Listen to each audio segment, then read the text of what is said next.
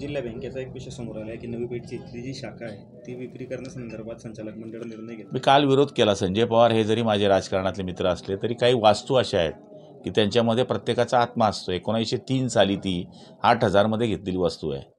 6,500 square foot जागा आहे. तिथे 1 लाख रुपये स्क्वेअर फूट भाव आहे.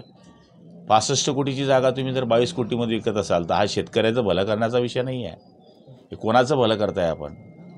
संजय पवार हे सहकार क्षेत्रातले 25 वर्षामधले नेते आहेत. तर त्यांनी या गोष्टीला मदत करू नये किंवा त्यांनी हा निर्णय घेऊ नये. त्याच्यानंतर खादी ग्रामोद्योगची टॉवरजवळची जागा आहे ती पण त्यांनी विक्री काढली आहे.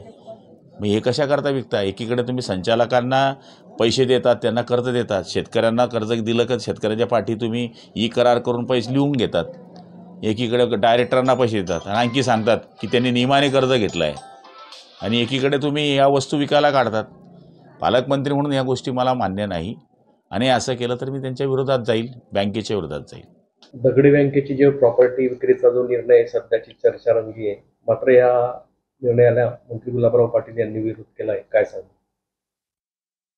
नाही, गुलाब भाऊने विरोध नाही केला आहे. त्यांनी सांगितलंय की प्रॉपर्टी संचालक मंडळ 20-22 कोटी रुपयात विकण्याचं कानावर आलेलं आहे आणि त्या प्रॉपर्टीची किंमत जास्त आहे. त्या प्रॉपर्टीची किंमत 60 कोटी रुपये असताना संचालक मंडळ एवढी स्वस्तात का विकतायत असं गुलाब भाऊंनी म्हटलंय.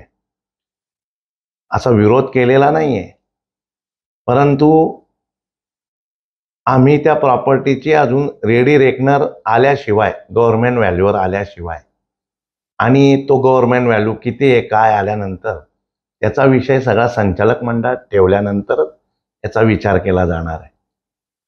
त्यांनी असंही म्हटलंय की फक्त दगडी बँकच नव्हे तर खादीची जागा असेल, खादी उद्योगची आणि दगडी बँकची ती 60 कोटीची जागा आहे आणि 20 कोटीमध्ये विकलीचा घाट घातला जातो.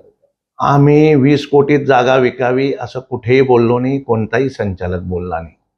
नाथाभाऊंनी देखील परवाच्या पत्रात असं सांगितलंय की त्या जागेची किंमत जवळपास 1 लाख रुपये स्क्वेअर फूट आहे आणि ती जागा 65 कोटी रुपयाला विकली जाऊ शकते.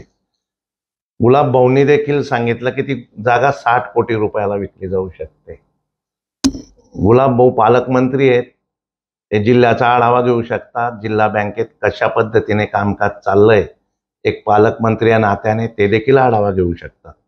नाथाभाऊ ज्येष्ठ नेते आहेत, तेही आढावा घेऊ शकतात. वर्तमानपत्रात जाण्यापेक्षा बोलण्यापेक्षा आम्हाला सर्वांना बोलवून किंवा बँकेत येऊन याविषयी चर्चा केली तर फार बरं होईल. आणि निश्चितच गुलाब भाऊ आणि नाथाभाऊ या दोघांच्या किमतीमधलं अंतर 5 कोटी रुपये आहे. आम्ही दोघांची किंमत लक्षात घेता मी दोघांचे पाय पडून दोघांना विनंती करतो की तुम्ही चांगलं गिऱ्हाईक आणा आणि 60 कोटी 61 कोटी 62 कोटी 65 कोटी आपण ऑनलाईन टेंडर करणार आहे. आपण अशी कोपऱ्यात बसून तिचा लिलाव करणार नाही आहे. त्याच्यामुळे दोघांनी बँकेचं हित लक्षात घेता जास्तीत जास्त तगडं गिऱ्हाईक आणावं. आपण त्यांना ती जागा विकण्यास तयार आहोत. फक्त एकच विषय आहे, ती विकण्याचं कारण काय? ती विकण्याचं कारण असं आहे की 1990 पासून ती निर्जीवावस्थेत पडली, ती जीर्ण झालेली. त्याच ठिकाणी माझ्या बापाची जर प्रॉपर्टी राहिली असती तर मी ती अशी पडू दिली असती का? दुसरं कोणतंच कारण तिच्या विक्री मागे नाही.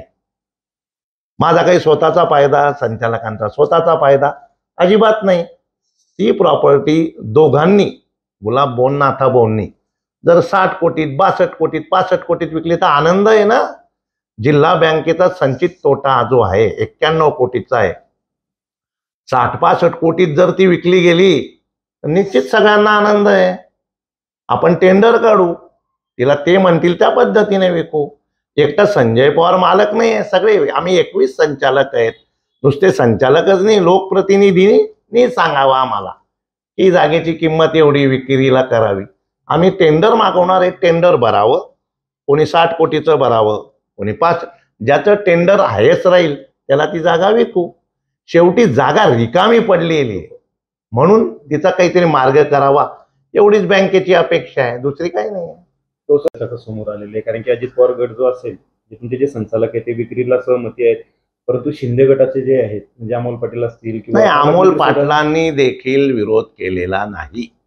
अमोल पाटील मीटिंगला बसले होते, अमोल दादा, त्यांनी विरोध केलेला नाही. ते देखील राजकारणी कम व्यापारी आहेत, त्यांनाही कळतं ही बँक कितीला जाईल, त्यामुळे त्यांचा विरोध आहे असं अजिबात मी म्हणणार नाही. शेतकऱ्यांच्या हितात नाथाभाऊंचाही विरोध नाही. नाथाभाऊंनी किंमत सांगितलेली आहे की ती 65 कोटीला जाऊ शकते, आणि खरं आहे ना, त्या ठिकाणी खरंच किमती जास्त आहे, जाऊ शकते. आपण ऑनलाईन टेंडर मागवणार आहोत. शैक्षणिक संस्थेच्या संदर्भात पण असं म्हटलं जात आहे की जसं गुलाबराव पाटलांची पण शैक्षणिक संस्था आहे आणि शैक्षणिक संस्था आमची पण असून आम्हाला पण लोनचं प्रपोजल असतं. भाऊ तर माझे म्हणजे मित्र आहेत, मोठे बंधू आहे 2-3 महिन्यांनी. ते माझं ऐकतात, मी त्यांचं ऐकतो. सुरेश दादांच्या कारकिर्दीमध्ये आम्ही क्रीडा रसिक शिक्षण संस्थेला कर्ज दिलं होतं, श्रीकृष्ण शैक्षणिक संस्थेला कर्ज दिलं होतं, स्वर्गीय प्रल्हाद भाऊ असताना मुक्ताई संस्थांना कर्ज दिलं होतं, आणि आता गुलाबराव देवकरांच्या श्रीकृष्ण संस्थेला पुन्हा कर्ज दिलेलं आहे. भाऊंचं म्हणणं आहे की आता माझी शिक्षण संस्था आहे, मला कर्ज द्यावं. मी तर भाऊंना विनंती करणार आहे की तुम्ही ताबडतोब तुमच्या शिक्षण संस्थेचा प्रस्ताव पाठवावा. आम्ही छाननी करू प्रस्तावाची, आणि भाऊ जेवढं कर्ज मागतील आम्ही रीतसर मॉर्गेज करू, आणि तेवढं कर्ज भाऊंना आम्ही येणाऱ्या 15 दिवसात प्रस्ताव आल्यानंतर, प्रस्तावाची तपासणी केल्यानंतर निश्चित कर्ज देऊ. भाऊंसारखा तगडा कर्जदार आम्हाला केव्हाही पाहिजे. या जिल्ह्यातल्या ज्या ज्या सहकारी संस्था आहेत, शैक्षणिक संस्था आहेत, मोठमोठ्या उद्योजक आहेत, यांना जिल्हा बँक कर्ज देण्यास तयार आहे. फक्त त्यांनी ते कर्ज रीतसर भरावं, घेतलेलं कर्ज त्या कामासाठी वापरावं, अशी आमची बँकेची अपेक्षा आहे. शेवटी ही बँक शेतकऱ्यांची आहे, ही बँक शेवटी ठेवीदारांचं आहे. आम्हाला शेतकरी आणि ठेवीदार हा केंद्रबिंदू ठेवून बँक चालवायची आहे. जळगाव, महाराष्ट्रामध्ये जळगाव जिल्हा बँक आहे, सगळ्या संचालक मंडळाने 0% 3 लाखाचं कर्ज देणारी उत्तर महाराष्ट्रात ही पहिली बँक आहे. उत्तर महाराष्ट्रातल्या बँकांची परिस्थिती नगरनंतर जळगावचीच चांगली आहे. अनेक बँकांच्या परिस्थिती डबघाईला आहे. तरी बँकेबाबतीत माझी विनंती आहे सगळ्यांना की आपण राजकारण कोणीही करू नये. जे काही असेल मला बोलवावं, मी चुकत असेल माझा कान धरून मला समजावं वडिलकीच्या नात्याने. फक्त प्रेसला न जाता उलट हक्काने सांगावं की या बँकेची किंमत एवढी आहे, निश्चित आपण त्यांच्या किमतीचं स्वागत करू आणि ती बँक विकू.